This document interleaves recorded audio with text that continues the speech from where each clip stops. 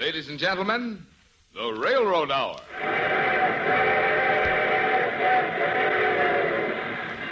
And here comes our star-studded show train.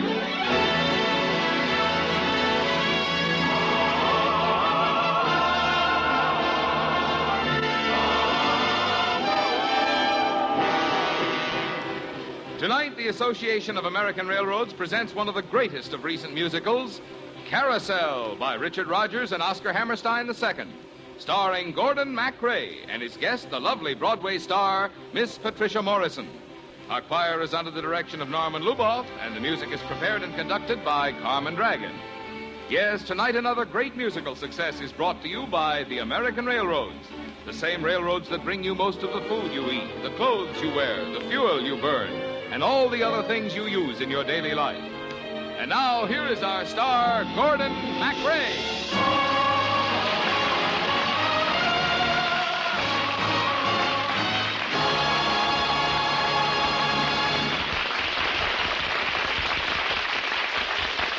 Thank you, Marvin Miller, and good evening, ladies and gentlemen.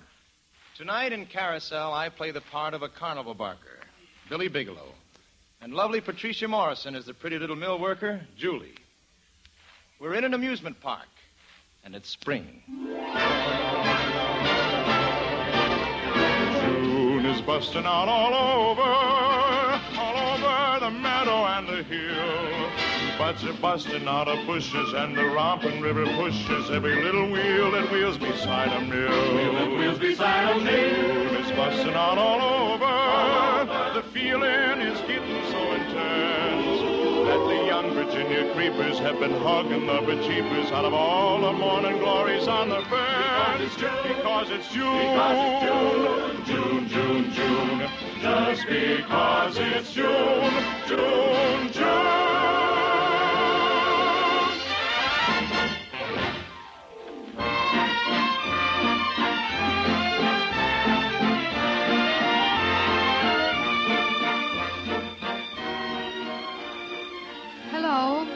Well, hello. I wondered if you'd be back for another ride in the Carousel.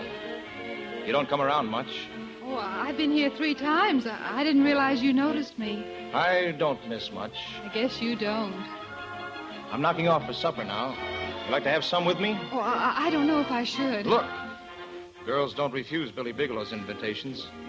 Come on. So, been here 3 times. Did you notice me? Yes. You got a boyfriend? No. Now, don't lie to me. I haven't anybody. I can have all the girls I want. You know that? I know, Mr. Bigelow. What do you know? That all the girls are crazy for you. They say I'm bad medicine for girls. Do they? Ain't you scared of me? Uh-uh. What's your name? Julie Jordan. Suppose I was to say to you that I'd marry you, Julie Jordan. You? Scares you, doesn't it? You wouldn't marry anyone like me, would you? Yes, I would.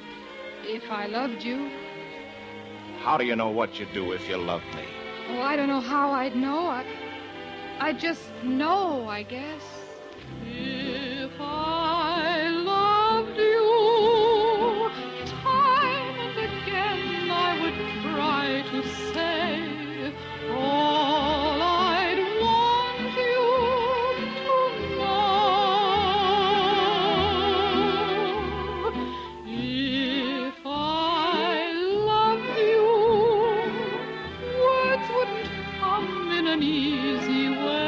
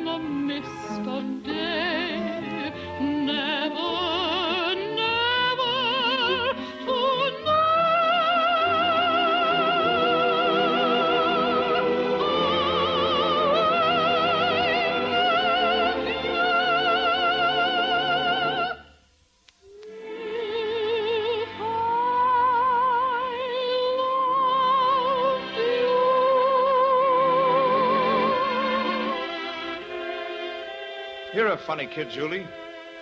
Don't remember ever meeting a girl like you. You look up at me with that little kid face like you trusted me.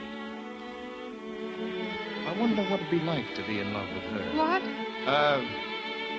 Nothing. Still, I wonder. If I love you, time and again I would try to say all I want you to know. If I loved you, words wouldn't come in an easy way. Round in circles I'd go, longing to tell you, but afraid and shy. I'd let my golden chances pass me by.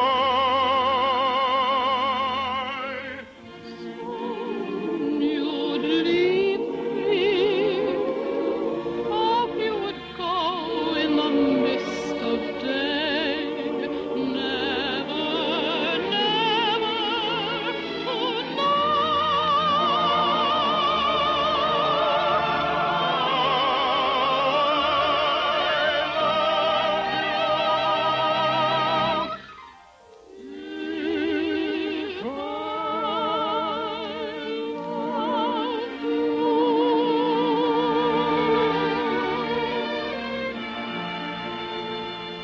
Well, anyhow, I'm not a fellow to marry anybody. Even if a girl was foolish enough to want me to, I wouldn't. Wouldn't you, Billy? Wouldn't you?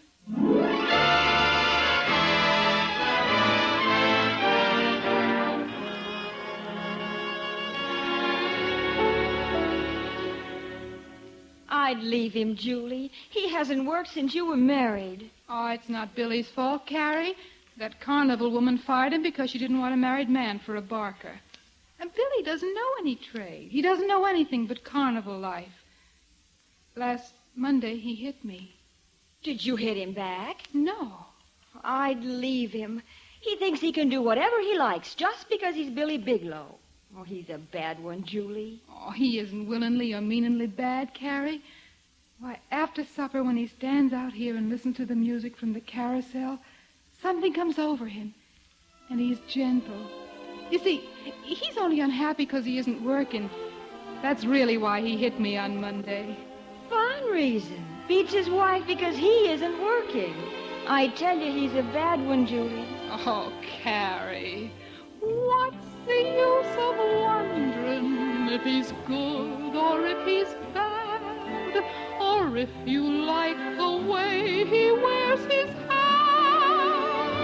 Oh, what's the use of wondering if he's good or if he's bad? He's your fella and you love him.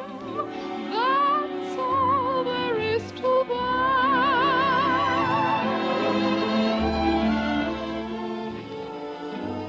Common sense may tell you that the ending will be sad, and now's the time to break and run away. But what's the use of wondering if the ending will be sad?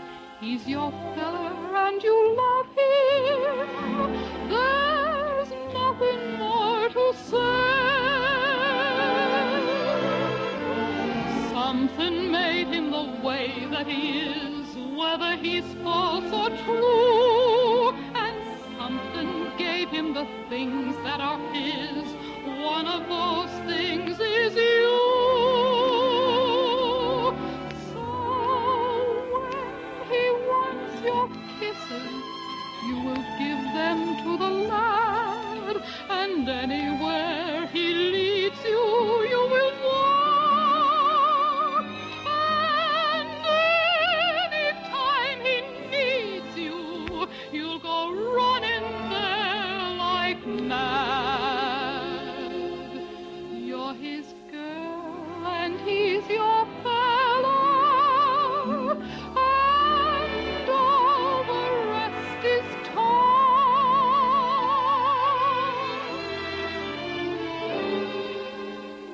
There's your Billy, out there by the fence, talking to that no-count sailor, Jigger. Yeah, he's been hanging around a lot lately. You better watch out for him, Julie. Jigger's been in a lot of trouble in this town. I know. I wonder what they're talking about.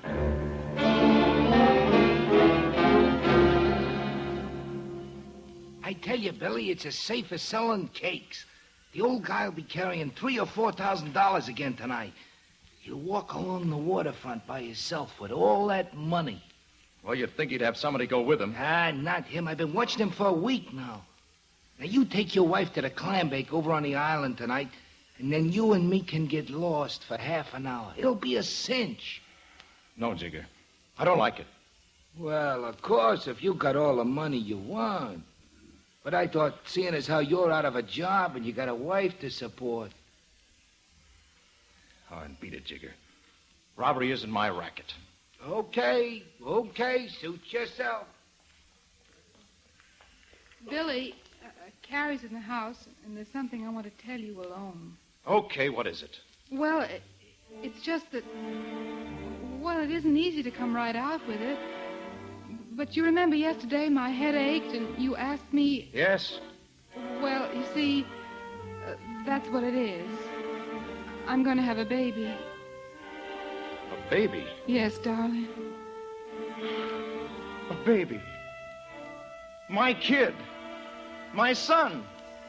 Oh, Julie, we'll name him Bill. My boy Bill, I will see that he's named after me. I will. My boy Bill, he'll be tall and as tough as a tree.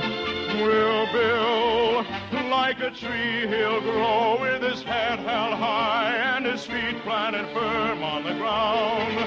And you won't see nobody dare to try to boss him or toss him around. No pot-bellied, baggy-eyed bully will boss him around. Wait a minute. Could it be? What if he's a girl? What could I do for a girl? Me, a bum with no money. Oh, I'd like a girl, though. I can just hear myself bragging about her. My little girl, pink and white as peaches and cream is she. My little girl is half again as bright as girls are meant to be. Dozens of boys pursue her, many a likely lad does what he can to woo her from her faithful dad. She has a few pink and white young fellas of 2 and 3, but my little girl gets hungry every night, and she comes home to me. My little girl.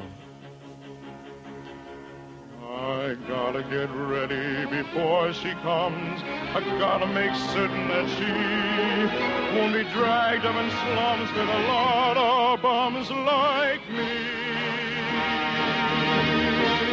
She's gotta be sheltered and fed and dressed in the best that money can buy. I never knew how to get money, but I'll try, by God, I'll try. Keep supper hot, Julie. I'll be back in a few minutes. Billy, where are you going? I won't be long. There's something I've got to tell Jigger. I'll go out and make it, or steal it, or take it, or die.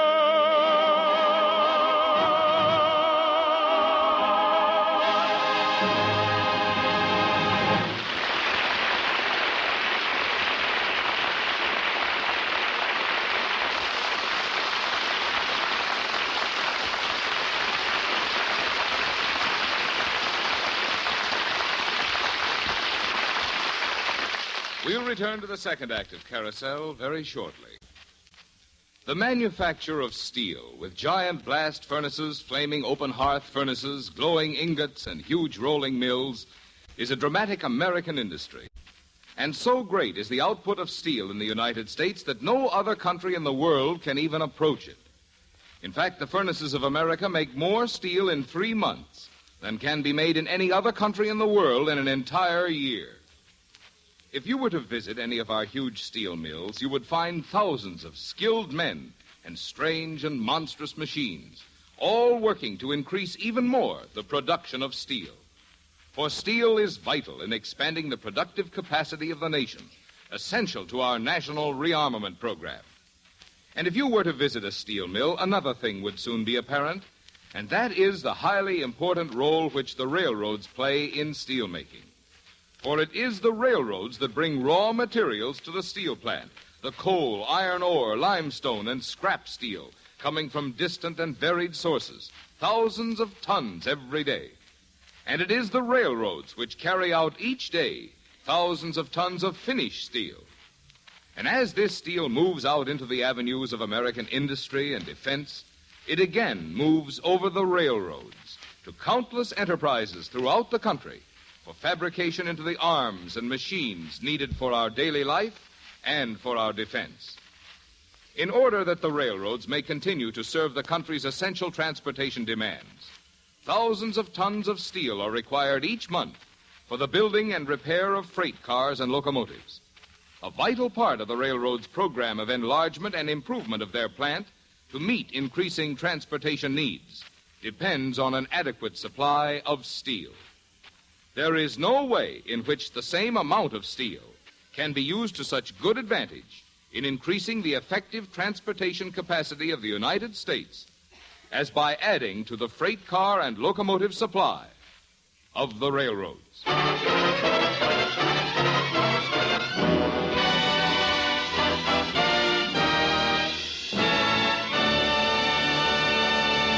And now for the second act of Carousel, starring Gordon MacRae and his guest star, Patricia Morrison. This was a real nice plan, babe.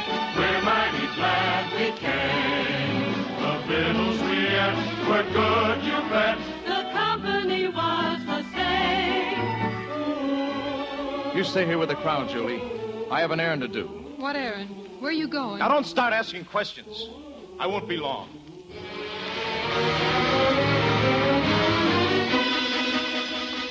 Stop, thief! Don't!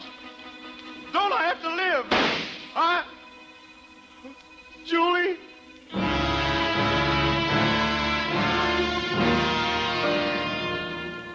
Billy! Oh, Billy. Did you know this man? He tried to rob me. Yes, I knew him. He was my husband.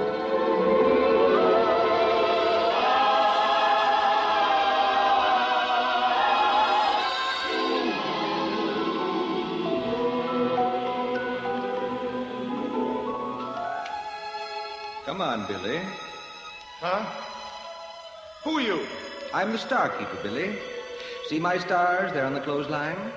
I've just been dusting some of them before I hang them out for the night. Where am I? You're in the backyard of heaven.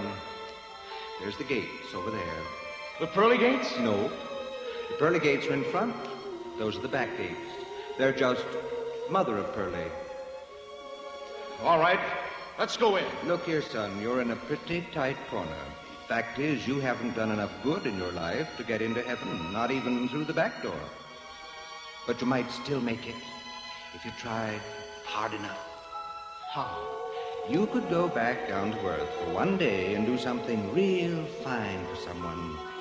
You might do your little daughter some good. A daughter. It's a girl. My baby. She's not a baby anymore. She's 15 years old. How could she be 15 years old? I just came from there. A year on earth is just a minute up here, Billy. Tell me, is she happy? No, she isn't, Billy. She's a lot like you. That's why I figured you're the one who could help her the most. Look down there, Billy. I see some kids. Is that her? The little one with the straw-colored hair? Pretty, isn't she? My little girl. Look. All the kids are running away from her. Listen, Billy, listen. My father bought me a pretty dress. My father would have bought me a pretty dress, too. He was a barker on a carousel. Your father was a thief. Oh, I know you. I hate all of you. I want to see her. If I wanted to see me, will she? Yes, Billy. Little girl? Louise? Who are you? How do you know my name? Somebody told me you lived here. I knew your father. My father? I heard what that little whippersnapper said, and it ain't true. None of it's true. It is true. Every kid in town knows it.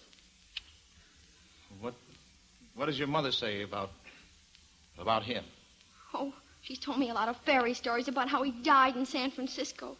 And she's always saying what a handsome fellow he was.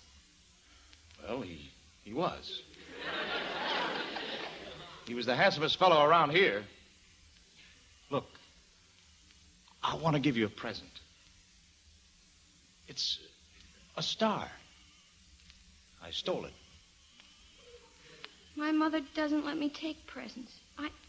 I gotta go in. Darling, please, I want to help you. Let go of my arm. I want to make you happy. Take this. No. Please. I said take it. Mother, a man slapped me. Failure, Billy. You struck out blindly again. All you ever do to get out of a difficulty, hit someone you love. Failure. Where is he? Oh, it's Julie. Oh, help me. I don't want Julie to see me. Then she won't. Julie. Longing to tell you, but afraid and shy, I let my golden chances pass me by. Now I've lost you. Soon I will go in the mist of day, and you never will know how I love you.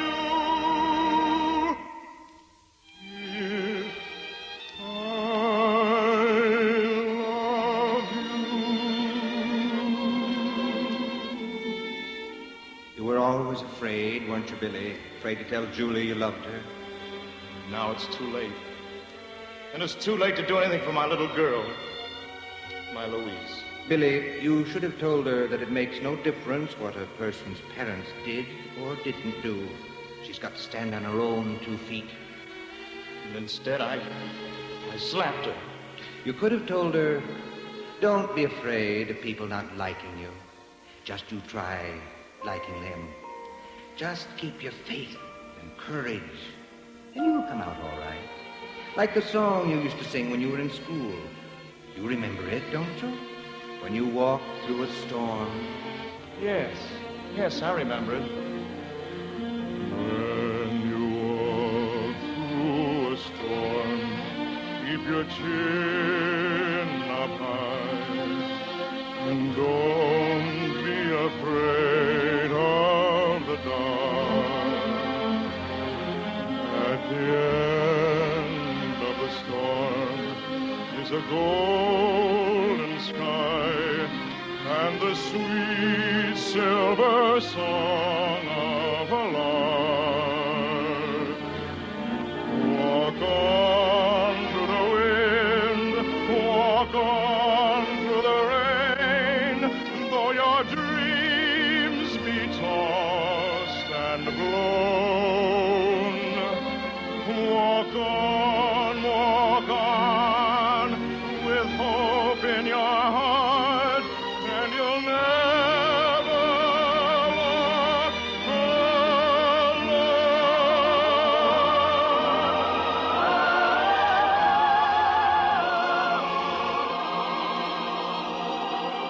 You could have told her that, Billy. Oh, he's gone. But I didn't make it up, Mother. Honest, there was a strange man here, and he hit me hard.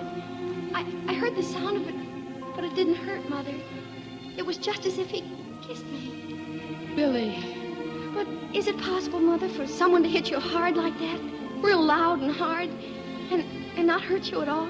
It is possible, dear, for someone to hit you hard and not hurt at all. Is this what he gave you? Yes.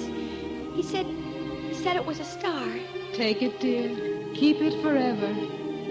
Look, she took it. She took the star.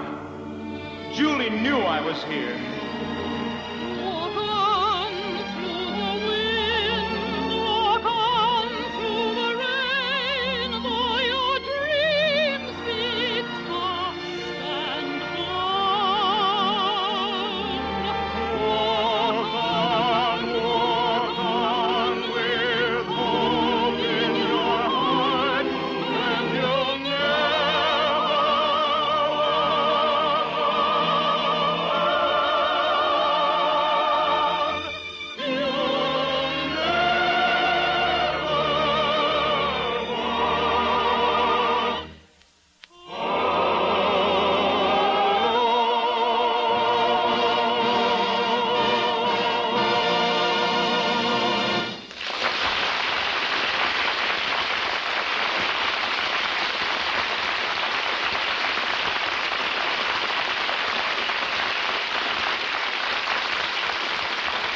Thank you very much, ladies and gentlemen. And thanks to Patricia Morrison and our fine supporting cast, Katie Lee, Barbara Whiting, Ted Osborne, and Marvin Miller. The Railroad Hour is brought to you each week at this time by the American Railroads. America produces more steel than any other country in the world, and the railroads are vital to this record production. For it is the railroads that bring the bulk of raw materials to the mill, then take steel on to thousands of manufacturers, and finally deliver finished products to where they are needed in our daily life and our national defense. To meet growing transportation demands, the railroads are enlarging and improving every part of their plant. A vital part of that program is obtaining enough steel to build and repair freight cars and locomotives. The use of steel in this way is the most effective way to increase the nation's transportation capacity. All aboard! Well, folks, it looks as though we're ready to pull out. And so until next week, when Miss Evelyn Case will be our guest star in The Student Prince, this is Gordon MacRae saying, so long.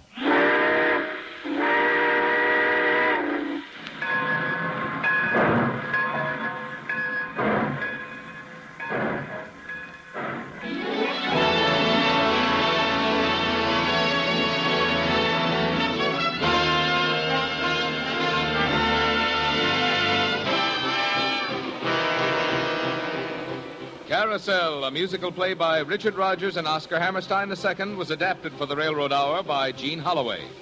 Gordon MacRae can be seen starring in the Warner Brothers production, The West Point Story.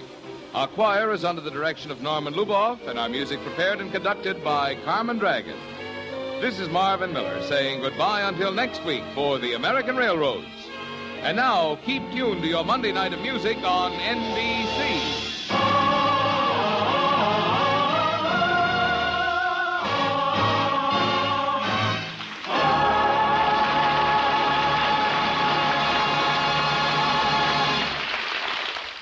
Nadine Connor graces the voice of Firestone.